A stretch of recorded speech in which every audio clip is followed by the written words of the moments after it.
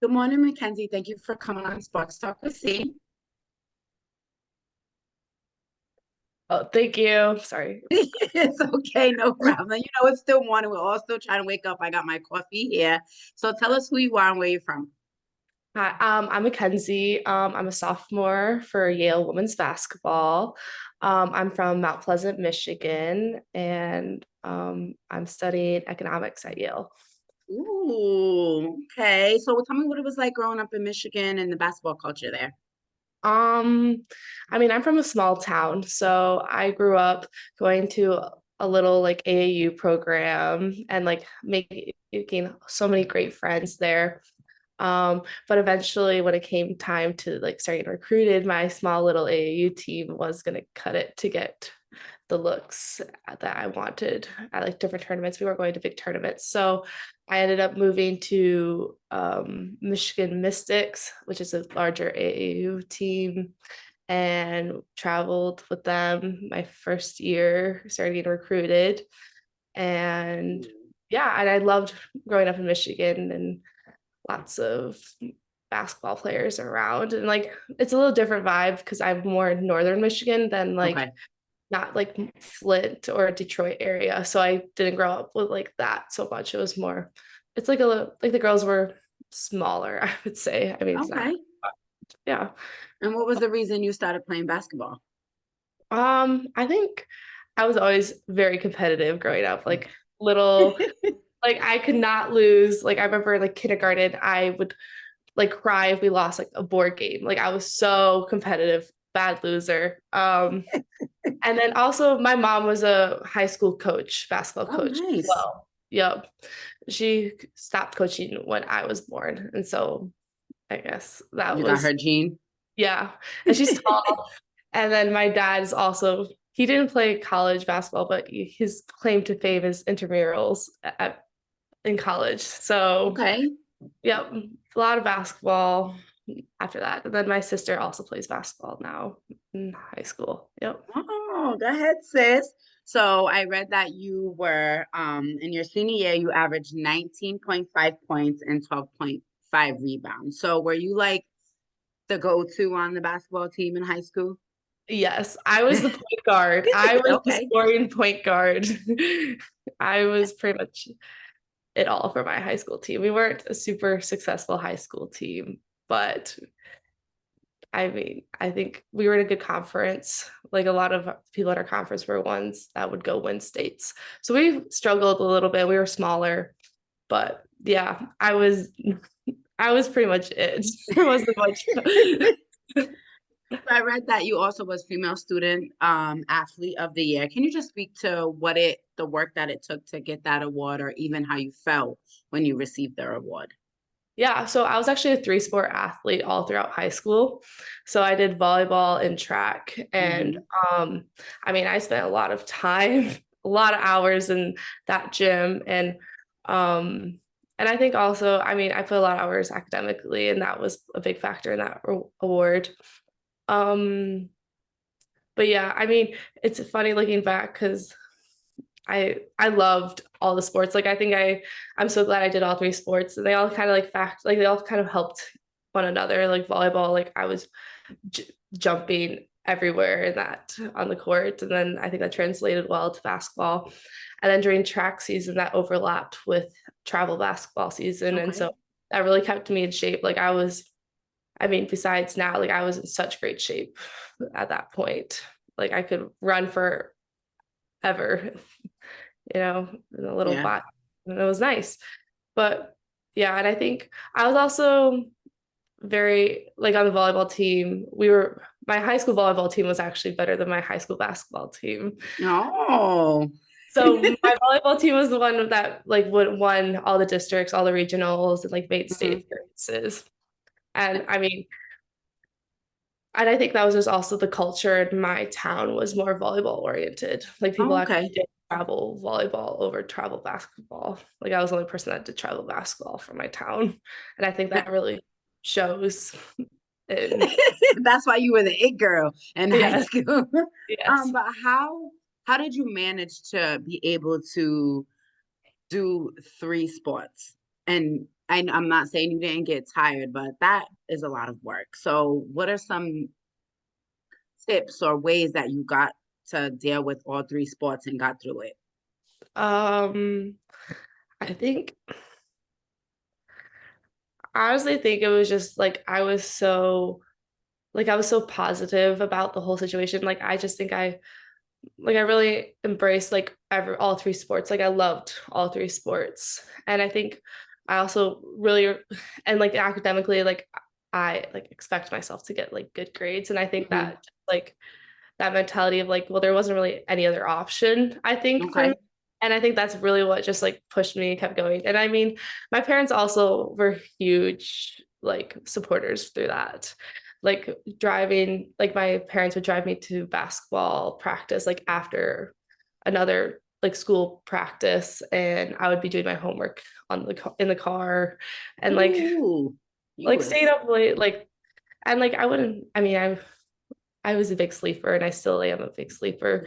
I mean, staying up, like finishing the work and getting it done. And then like I also like my high school, like the I don't know the way that like the classes were set up, there was so much Hmm. extra time. Like I was able to do a lot of the homework also in class, like finish Oh, it. that's good. So that was always helpful as well. Oh, that's good. So you were the it girl in school, you were the point guard, the one that everyone would look to. So if I could ask you, how would you describe your game in one word in high school? Um, in high school, I was everywhere. Like I guess rebound. Ooh, everywhere. I like that. Mhm. I get rebounds, scoring, dribbling up the ball, and like defending like all the other best players. So yeah, I would say everywhere. Well, I like the fact that you're doing a little bit of everything because, sometimes in a basketball game, your shot might not be falling. You need to rebound and play defense, just so you can pick up on the offensive end. In that time, was there anybody that you looked up to, compared your game to, or anything like that? Um, I like to well, I'm so I live like right by Central Michigan University, Hmm. and like, they're at the time growing up, they were huge. Like they won a lot, made like Sweet 16 appearances. Um, but there was a girl named Raina Frost, and she was just like a rebounding machine. Like I just at that point, like I just loved to rebound, and I just like I really admired how she just like she would get double doubles just off rebounding, and also I think rebounding in high school, rebounding was a bigger part of my game. It's different now with college and the size of girls, I think. But yeah, and after putbacks, like double doubles can come pretty easy after offensive boards. And I think Hmm. really admired how much she worked to get those rebounds. And yeah. Oh, well, shout out to her for, being an inspiration to you. And you spoke about, you have a different role in college now. What was the Mhm. journey like getting to Yale? Was that your first option? Was it, you know, a lot of people dealt with things in their COVID year. So Mhm. was it something that you really, Yale wanted to go to, or was this something that just happened to fall into place? Actually, it was my first offer, and I committed about like 3 days after I got this offer. Oh, wow. So I was talking to Yale a lot. Like, well, I transitioned to Michigan Mystics, like that's my sophomore year. Mm-hmm. And I was playing super well in travel, and like luckily Yale came to saw me at a tournament, and they started talking to me. I was talking to other like schools as well. Mm-hmm. And then I went to Yale's elite camp that summer, and I loved the campus, like walked around the campus, loved the coaches. Um, we were fortunate enough, like the next day we had a little bit more time, and Coach Guth, who was the coach at the time, like took me into a one-on-one meeting, and we literally talked for 2 hours Oh, during that. wow. And I really fell in love with like the coaches. I didn't get to meet the players at that time, but I mean, Coach Goop really said like they're family oriented and like the players love each other. And I mean, I really trusted her. And once they offered me it was like right after like AU finished, and Mm-hmm. like they were my favorite team I was talking to, and I committed then. So it was the summer between my sophomore and junior year. And but I'm actually really thankful that I mean, there were some people who criticized me for like committing like that fast and that early. But honestly, I think it was like, I mean, I'm pretty lucky because a lot of people in my class got affected by COVID and I was already locked in. But I would also say like once you're committed to Yale, like that's a big, like you're committed to the academic process at Yale. And so you have this like I had so much time before like I actually had to start going through the application process. And then once that came around, it was like starting to get nerve-wracking because I'm like, I mean, like I was gonna get in, but there's always like the doubt in your head, like, what if I don't get in? Right, right. And I'm like, what if and like I don't have that many other options because I didn't really do that much other recruiting. But once I got in, I was a huge relief I and love. I'm very happy. Yeah. Oh, that's good. Can you speak to, because you mentioned coach twice already, but can Yeah. you just speak to how important it is to have a coach that is not only with you, in the locker, on the court, but outside of those areas as well? Yeah. Well, it's also Coach Guth left right after my first year. So now we have Coach Eshe, Coach D. But Coach Guth was just such like she was very positive and she really worked for us. And like one thing I remember is right after her wife had a kid, the next day she was on her bus to Cornell. Like she was like I was Wow. like Dedication, huh? dedicated to us and she just loved coaching and she loved the game. Um and I think it was a big shock because like she was like the person like I recruited and the like recruited me and like how you build like that connection with somebody. And right after we left, it's like now I have to build that whole connection up with a new person. But I'm really thankful for Coach D and the way she handled her first year here. And I really appreciate her coaching. And I think that, I mean, if we try not to have a rebuilding year so much this Hmm. year, I think it was because also we lost our 6'5" Camilla Emsbo due to an ACL injury Mm, last and she was our star. And I think it's been I mean, I'm so excited for next year because I think we're not really losing. It's the same team essentially, and we have so right. much potential. Uh, and also last year we lost a whole postseason because Coach Guth left like the first week in postseason. So it was just our team playing a lot of pickup. We didn't have a coach. Oh, So wow. I'm excited to actually have a postseason, like see how our skills can build there. No, that's what's up. And you've got that. Mhm. Um, it's Ivy League. Yeah. How do you manage basketball and academics? I know you said, you hold yourself to a higher standard, which is very Mhm. dope, Mhm. but Ivy League is different. When some people hear those names. I know when I hear those names, great opportunity, but nah, that's just a lot for me. So how do you handle the tough times? I say I really rely on my teammates for like when I get so frustrated with academics. Because I mean they are hard and like I mean coming to Yale is just like it was a really humbling experience to me. I think Nice. I'm from a small town and like the level of academics does not even compare to what Yale's is like. And I mean, it was a real like eye opener. And I think now going into my sophomore year, like I'm really getting the hang of it. And Okay. I think it's just like you have to put in the time to like study. Like you have to like even after like long practices, you have to go to the library or I can't go to my room or I'll just fall asleep. Like So you don't do homework in the bed? no, I That's what can't I do did. homework in the bed. You fall asleep. Well, Mhm. that's good. Yeah. Would you say that it takes a lot of time management and organization to, handle both of them?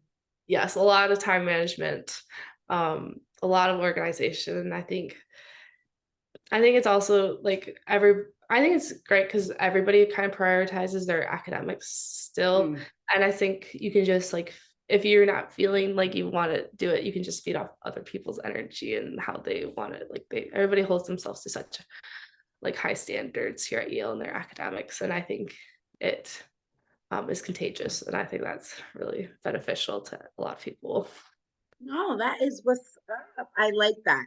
Mm. How do you get ready for a game? Like it's a big game. Do you meditate? Do you listen to music? Some people has told me that they did yoga.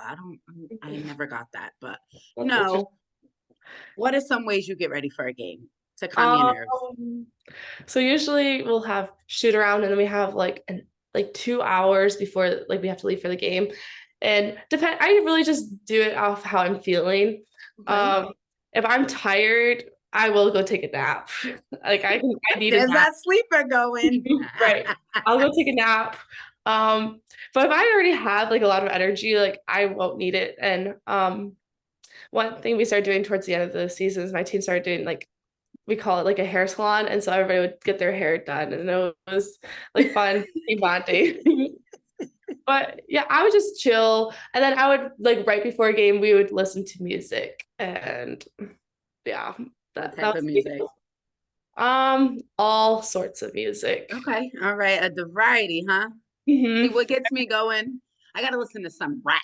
I gotta get in the mood. I gotta get right. I slow music just doesn't do it for me. Mellow music, I gotta get me in the mood that well, I never played sports, but before I do my Yeah, shows or live, I gotta get me some hardcore music so I can be like, yeah, and feel it. And then that energy just translate into everything. yeah. I also like to listen to a lot of music I can dance to, like a dance, Ooh. take out a little stress. Get some TikToks going. Oh yeah, exactly. So if you had, um, for you and your team, if you were given the opportunity to invite someone to come train you guys for 24 hours, either in the NBA, back home, WNBA, another college school, college coach, whomever, who would you pick? Hmm. Um, That's a good question.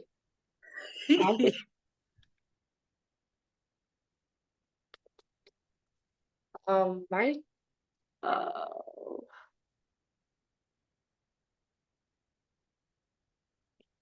I think my team, a lot of my team, we like to watch Stanford play. We were big Stanford, and we are pretty upset with their loss. I can't My believe that. bracket was so messed up over Yeah. that. I was so I Mhm. love Haley. So and Tara Van is my favorite coach. So I was so heartbroken. Yeah. So I think we would love to collab with like all of Stanford women's Okay. basketball. I think we're big Haley Jones, Cameron Brink, and Tyra Vanderveer fans. So I think we would have them Have come. Stanford come. Oh, I see. I like you even more, Mackenzie, because that's my team. Mhm. Yes. Yep. Yeah. And if someone came to you about the process of, recruitment, and going to an Ivy League school, Mhm. what would it be? I would say like recruitment, I would say like trust your gut and like if it Okay. feels right, like don't hesitate. Like it feels right, you can go for it. And then for Ivy League, I think be you have to be like a little kind to yourself because it's such a humbling process going through academics and reach out to help. I think is a big one. Reach out to your counselors and reach out to people to like read your essays and because it's tricky and it's nerve-wracking and I think getting help is just really will help you and like calm your nerves and build your confidence going through that process. Well, I like that being humble and reaching out. That's the biggest thing a lot of people are always afraid to ask for help. Yeah. So great advice, kiddos. Make sure you're listening.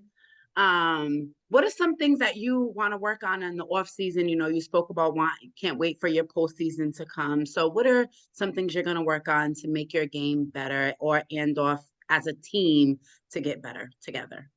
Yeah. Personally, I'm really gonna keep building my 3-point shot. I think I'm I could be very streaky.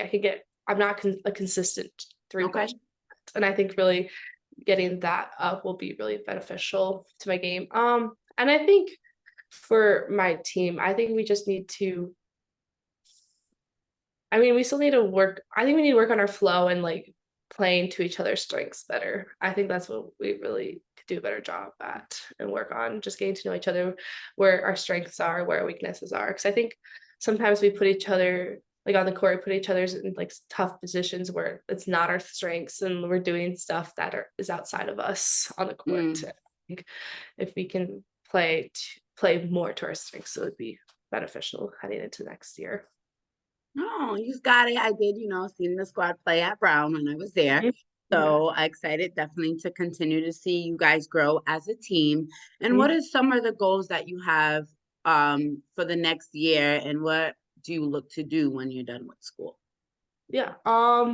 Well, we were really disappointed in how our season ended, how we did make the Ivy tournament. So for like first we make the Ivy tournament and make a postseason tournament. Okay. I mean, obviously we want to win the Ivy League next year. I think next year with the way like how we'll be like more like we'll be the experienced team compared to some of these other Ivy League teams. They're losing so many seniors. I Mm-hmm. think we have a really great chance of making that happen and going to the NCAA tournament next year.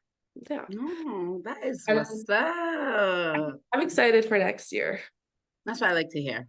Mhm. I like to hear that you're, have big energy and, great vibes going into the next season. And that's going to translate on the basketball court. So it's always great to have that type of energy just built in you and so much excitement for the next season. Mhm.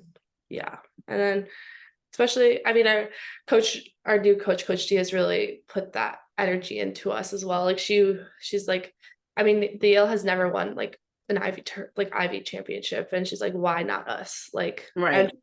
and she has a very contagious like competitive energy and like working hard. And I think like we finally get to like we've gotten to know Coach D, and Coach D has finally gotten to know us, and I think it's an exciting combination to go into as well for next year. So, yeah, Maybe dangerous too. exactly. Yeah. Yeah. So we just spoke about our team being out of the Mhm. NCAA Mhm. tournament. Mhm. So before we go, who do you think is going to win? The way these upsets are working, you never know. But who you Yeah. got winning? I think the I think the obvious winner is gonna be South Carolina. Yeah, I'm going with the defending Yeah. champs. Yeah, I'm going to yeah. Yeah. Well, thank you, Mackenzie, for coming on Sports Talk with C. Good luck next year to you and your team. And I definitely hope you guys make the Ivy tournament and come out with the W as you would like. Well, the champion, I should say. And like I said, thank you for coming on Sports Talk with C and sharing your journey thus far. Thank you so much. Thanks for having me. It was Of great. course. Thank you. Have a good one.